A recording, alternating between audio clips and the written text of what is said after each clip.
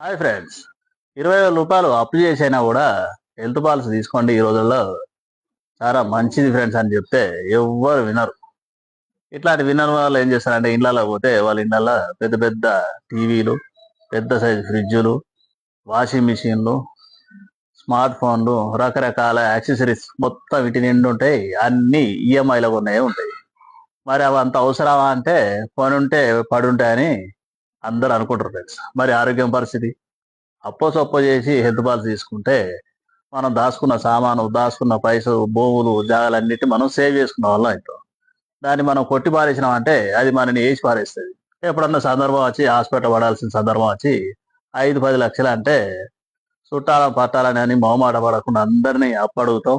ఈ అప్పులు తీర్చడానికి కొన్ని రోజులు కష్టపడతాం. ఇదంతా ఎందుకు ఫ్రెండ్స్? అన్ని ఇంట్లో సామాను ఉద్దరగొన్నట్టు హెల్త్ ఇన్సూరెన్స్ కంపెనీలు కూడా అన్ని ఈఎంఐ రూపకంగా కూడా హెల్త్ పాలసీలు అమ్ముతాయి. బేసిక్ అమౌంట్ ఒక 5,000 అడ్వాన్స్ కట్టి కూడా హెల్త్ పాలసీ తీసుకోవచ్చు. మీ దగ్గరలో ఉన్న హెల్త్ ఇన్సూరెన్స్ ఏజెంట్ ఒకసారి సంప్రదించి చూడండి ఫ్రెండ్స్.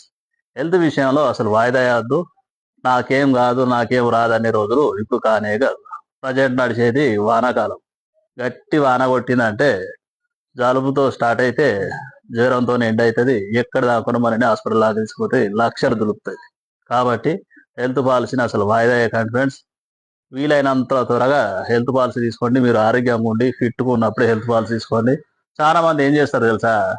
హాస్పిటల్కి రేపో మాపో అడ్మిట్ అవుతాం అనగా, అన్న హెల్త్ పాలసీ తీసుకుందాం అన్న, మా అమ్మ ఆరోగ్యం మంచిగా లేదు, మా భార్య ఆరోగ్యం మంచిగా లేదని చాలా మంది ఫోన్ చేస్తా అంటారు. అది పూర్తిగా అవివేకం ఫ్రెండ్స్. మంచిగా ఉన్నప్పుడే హెల్త్ పాలసీ తీసుకోవాలి. అప్పుడు తక్కువ ప్రీమియం పడుతుంది. ఫ్యూచర్లో ఎట్లాంటి కొర్రీలు లేకుండా హెల్త్ క్లెయిమ్ అవుతుంది, మనకు సేఫ్ అవుతుంది కదా ఫ్రెండ్స్. ఇవన్నీ క్లియర్గా ఆలోచించుకొని హెల్త్ పాలసీ తీసుకోవాలని నా ఆశ ఫ్రెండ్స్. Thank you friends. ఈ వీడియో నచ్చితే లైక్ చేయండి, షేర్ చేయండి, ఫాలో చేయండి.